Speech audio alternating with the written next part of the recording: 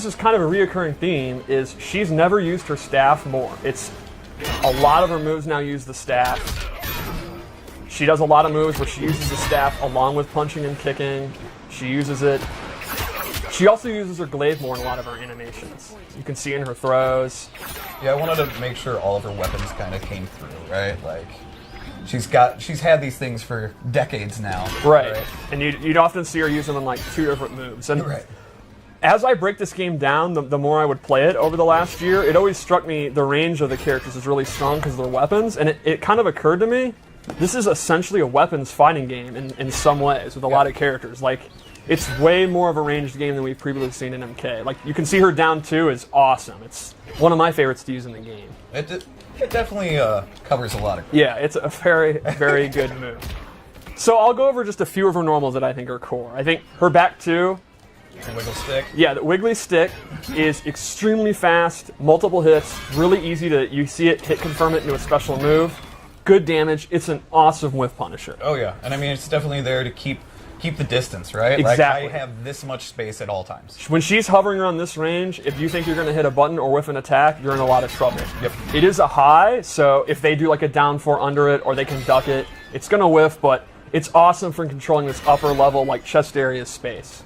There's some really incredible stuff just with how the staff moves. Like, the animators, like, just a lot of the moves that the staffs make, the little just micro moves are so visible and cool. Shoutouts, too, to the audio team. I love the clank, clank, clank her staff moves make. So another one I wanted to show is her forward 2, which is a big long-range overhead. This is actually relatively slow. It's over 20 frames, and I think if you're really looking for it, you can see it. But if you're not ready, if you're crouch blocking for other reasons, you know, you think she's going to down 4 or whatever, she can hit you with it. Yep. She's not going to get a pop-up. She's going to have to just do the full string, or she's going to have to just commit to doing the shadow kick. But it's a pretty good overhead with a lot of range. And I think it kind of complements what you were saying about her back, too. Right. Like, a lot of times I'll kind of hover around this range, they're looking for this, they're focused on that, and she can just kind of dash up and throw, or do a jump in, and it's kind of a move that keeps you thinking at all times. She's like a mid-screen character. Exactly. Yeah. Another one that complements that is her forward 3, which is one of her kick strings. It's this full thing. Now this is a great low. She can actually hit confirm it and go into a special move. If she sees that it's blocked, she can stay safe and not finish it. If she thinks they're going to try to interrupt, she can complete the string. That heavily complements her forward 2, and it's significantly faster. It's just an overall great low attack. So if they're sitting there hyper-focused on this, they also have to worry about this. And again, that sets up jumping back, walking back and zoning, doing a jump in. She really controls like that start of the range space really, really well. Yep. And one more move I want to look at is her back 3, and this is her key mid. It's pretty fast. She can hit confirm it again into her special moves. She can just continue the string and be safe. And it's the mid you'll use if they're ducking a lot. Right. Like if you're using this and Sub-Zero won't stop uppercutting you out of it, you can walk up and it's really good range. And then that's going to open up, again, your throws, your zoning, whatever you kind of want to do. The rest of her tools. Exactly. So, I mean, we've kind of talked a little bit about it. So her archetype as a character would be, how would you put it? I would say she controls space, and that lets her play her game, which is very versatile based on what she wants to do. She's got some good zoning, decent mix-ups, some good block pressure. She can, and you'll see some interesting special moves. So I would say space control leading to her then kind of playing her game, which is tailored to your variation. How do you play your game? Well, that's getting into special moves and kind of show some of them. So you always want to bring back the core moves when you think of JADE, and so the shadow kick's one of them. Yep. It's exactly what you'd expect from a shadow kick. It's a high, but it's very fast.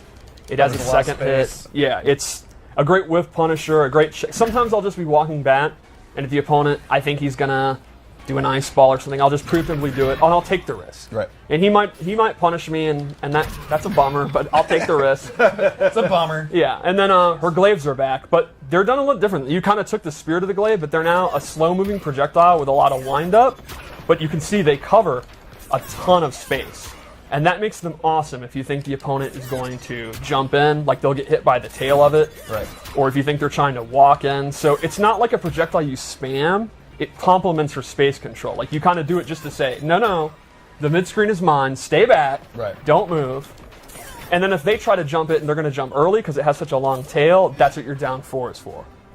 So in my opinion, her zoning with the glaive is really kind of to slow the pace of the match down, to then walk into the mid-range to do all the stuff we talked about. Right. You know, one thing we don't talk about a lot, which I think is really important, is props in the game, right?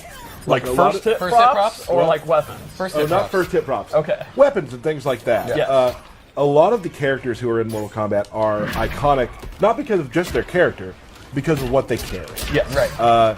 You know, the glaive is, and the staff, very important things. And you know, big ups to the team that makes the props for, you know, helping create the character and make it have even more depth because of how cool the props are and the amount of props they have to make. Yeah, I mean, There's a lot. there's a lot. Like, there's one for Jade that it's kind of similar to a fan, which is like MK2 when she was a katana palette swap. There's some that have like glowing energy. There's curved ones. There's straight ones. Like, there's a million different glaives. But all Like these things classic put together, MP3 ones. Like, yeah. Oh yeah. all these things put together, they still have to match her personality. They can't Yes. be like, she can't throw a radio touch. That Well, I would mean, she could. She could. She could. It would probably break some of the mythology. They probably don't have radio technology in Outworld. I never thought about that, but Right. you are the lore master, so let's keep going. The last classic move would be her glow is back. She's fully projectile immune, has this snazzy purple effect, and any projectile is going to go through her while it's active. So Classic. while she can slow the pace down with her zoning, it's hard to zone her because she can have this on. Right. And then she just gets in right on you. Yep. Yep, absolutely. And her last base move is this parry, which has the coolest into I've ever seen in my life. Like, for the most part, I'm just going to do that to people online. Like, that's all I care about. And she can amplify it into this awesome... I absolutely love the way she recovers how that next snap. Look at that. I'm marking out. The way So- the way her arms kind of just go to the side when she's done. Oh, yeah. Is super. Just like it's. I've never seen a more awesome looking nonchalant neck Yes. break. It's effortless. True Yeah. story. I actually accidentally hit Aaron using a Japanese like wall scroll rolled up and pretending to do one of her normals. I accidentally hit him in the QA lab. Well, it's So let's go over some of the loadout moves I gave her. I started with my personal one I like to use, which is a zoning variation. Yeah. And I know you like these ones too. So she has an all upglaive. And if she meter burns it, it's great. She amplifies. She gets a second one. Right. This move dominates the air. Yes. If you want to jump, if You you're can't. you are in a lot of trouble. And they stay up there for a while too, right? So I mean, Oh, it's yeah. like you're being pushed down for And quite some time. She's not controlling them, so she's free to do these, and the arc is automatic. And then if you're hit, you can see you get a big hit reaction. You can go for shadow kick and stuff like that. Yep. I love this move. She also has an air glaive that goes straight down, and that's a double one. You can use this to fake out jump ins, to jump back, and if they whiff a normal, you do it. It's To stay in the air longer. yeah, exactly, to go over ground and pounds or whatever. And then the last move in this I also really like is a extremely quick low projectile. The Adinian Spock. Yeah, this is a brand new move, and I think it's great again for space control. Especially if you have them looking for the overhead and they're hyper focused and they're afraid of it, you can just do this to knock them down for a little bit, chip damage. You're literally controlling every aspect of the fight when you have this setup. Yeah. Like, you can go low, you can go up, like, you're contrololling everything. Stream Chat was confused. Aaron Davis from Yes. QA. Yes. Not Yeah. another Aaron. Yeah. Yeah. Dizzy, ex-tournament player Dizzy. I actually hit him as revenge for all those MK9 losses. You'll get over it someday, sir. One other move would be her staff spin. I forgot about that. This is just a great combo ender. In the corner, you actually get a combo. Normally, she's not really a combo character. For all her space control, she really isn't opening up with these huge combos. She Right. just kind of ends in a special move. But in the corner, because of that staff spin, she can. Right. Like a lot of times when I have someone in the corner, I'll mix up her overhead or her low and go into throws and they're looking for it, and she'll actually get that 30% combo. So the staff spin's pretty cool. Awesome. I just like it for the additional damage, right? Like, you just add that to almost Yeah, everything. it's no reason not to do it, and it also has amazing audio and looks cool. Yeah, absolutely. Before we keep going, let's talk real quick. What do you do against Jade? The main thing against Jade would be don't freak out, walk your way in, pick your opportunity. If you think she's going to do the low spark, you get a free jump in. And while is the greatest thing to ever be designed. I'm all in. This is why I like this costume. Is amazing. Okay. I don't know if I'm supposed to geek out this much, but I can. So, Here's the thing. Maybe you're not.